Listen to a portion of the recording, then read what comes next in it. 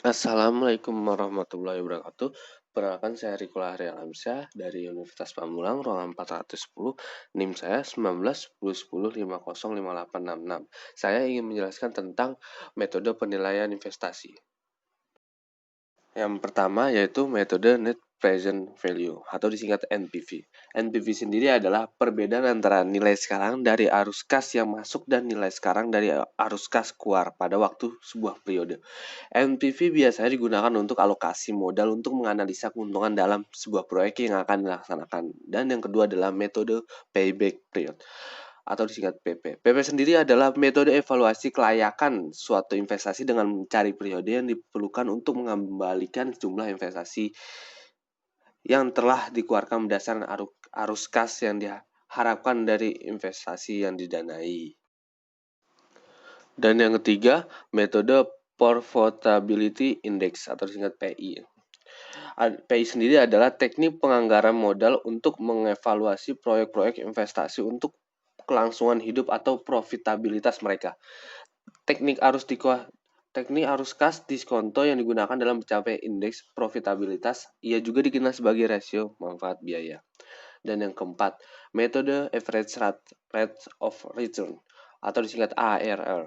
ARR sendiri adalah suatu metode analisis yang mengukur sebesarnya tingkat keuntungan dari suatu investasi. Metode analisis yang dalam bahasa Indonesia disebut dengan tingkat pengembalian akuntansi ini pada dasarnya adalah mengukur pendapatan atau laba tahunan yang diharapkan dari suatu investasi. Dan kata lain, ARR ini menghitung beberapa banyak uang yang akan diberikan ke investor dari suatu investasi. Dan yang kelima yaitu metode Internal Rate of Return atau disingkatnya IRR. Nah, IRR ini adalah singkatan dari Internal Rate of Return yang menjadi salah satu acuan perhitungan efisiensi dari sebuah investasi. Secara sederhananya, perhitungan IRR ini dapat mendasar apakah sebuah investasi layak dilakukan atau tidak. Sebuah investasi yang dianggap layak jalan harus memenuhi kriteria nilai IRR ini ketimbang nilai IRR ini lebih tinggi ketimbang minimum acceptable rate of return atau minimum attractive rate of return, seperti itu. Jadi nilainya itu harus lebih tinggi dibanding yang disebut tadi. Dan ada rumus ARR, accounting rate of return. Rumus ARR ini atau accounting rate of return atau tingkat pengembalian akuntansi ini dihitung dengan membagi pendapatan dari investasi dengan biaya investasi. Pada umumnya, kedua angka ini adalah angka tahunan atau angka rata-rata angka tahunan. Namun kita dapat menggunakan angka mingguan atau bulanan. Jadi nggak harus tahunan, tapi bisa menggunakan angka mingguan atau bulanan. Tergantung pada kebutuhan kita. Jadi hasil dari perhitungan ARR ini biasanya ditampilkan dalam bentuk prestasi. Nah, ketika kita menghitung sebuah ARR, kita harus menampilkan dengan bentuk presentase seperti itu. Contoh perhitungan ARR, Accounting Rate of Return. Perusahaan PT Ahinggas mendapatkan sebuah proyek yang memerlukan initial investment atau biaya investasi sebesar 500 juta rupiah. Proyek ini dapat menghasilkan cash inflow, arus kas masuk, sebesar 100 juta per tahun dengan usia ekonomi 10 tahun tanpa nilai residu. Berapakah accounting rate of return proyek tersebut? Oke, kita hitung. Biaya investasinya adalah 500 juta. Usia ekonomi 10 tahun. Cash inflow per tahun 100 juta rupiah. Depresinya per tahun 50 juta. Kalau dalam 10 tahun, dia bisa mendapatkan 500 juta rupiah. Penyelesaiannya adalah ARR mendapat pendapatan investasi atau biaya investasi. ARR sama dengan dalam masuk kurung 100 juta rupiah dikurang 50 juta rupiah tutup kurung atau 500 juta rupiah. ARR sama dengan 50 juta per 500 juta rupiah. ARR 0,1 atau 10%. Jadi tinggal pengembalian akuntansi atau accounting rate of return pada proyek tersebut ada 10%. Rumus alternatif IRR, Internal Rate of Return. IRR juga dapat dihitung dengan mencoba suku bunga yang diperkirakan akan memberikan nilai NPV positif. Berikut rumus IRR alternatifnya. IRR sama dengan IR kecil plus per atasnya NPV IR kecil dalam kurung bawahnya NPV IR kecil dikurang NPV IT kecil tutup kurung sampingnya dalam kurung IT T kecil dikurangi I, Y kecil tutup kurung. Keterangannya, IRR adalah rate of return, IR kecil sama dengan bunga rendah, IT kecil sama dengan bunga tinggi, NPV IR sama dengan NPV pada bunga rendah. Sebuah perusahaan NPV IT mempertimbangkan kecil sama dengan usulan NPV proyek pada investasi bunga tinggi. 150 juta. Umur proyek tersebut diperkirakan 5 tahun tanpa nilai sisa. Harus kas yang dihasilkan tahun pertama 60 juta rupiah, tahun kedua 50 juta rupiah, tahun ketiga 40 juta rupiah, tahun keempat 35 juta rupiah, tahun kelima 25 juta. Diasumsikan RRR sama dengan 10%.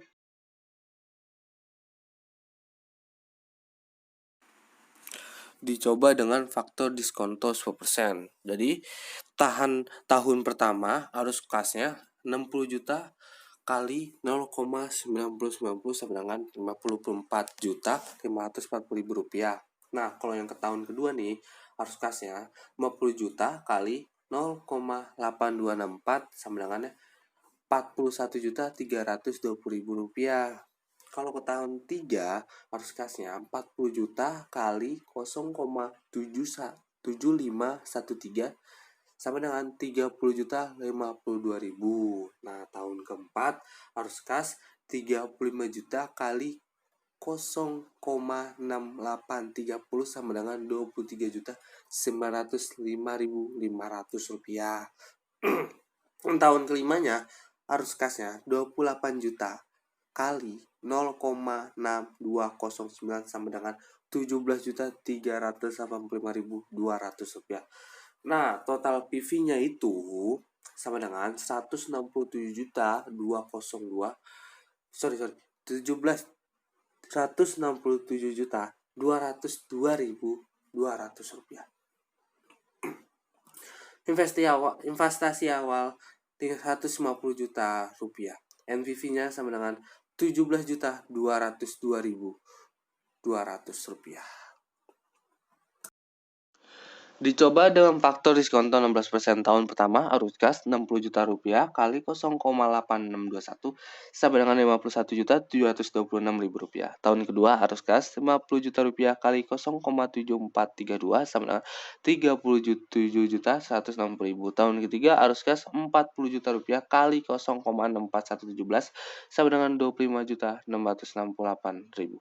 Tahun 4, arus kas 35 juta kali 0,5523 sama dengan 19.330.500 rupiah. Tahun 5 arus kas 28 juta kali 0,419 sama dengan 17.373.200 rupiah. Total PV sama dengan 100 juta 131.700 rupiah.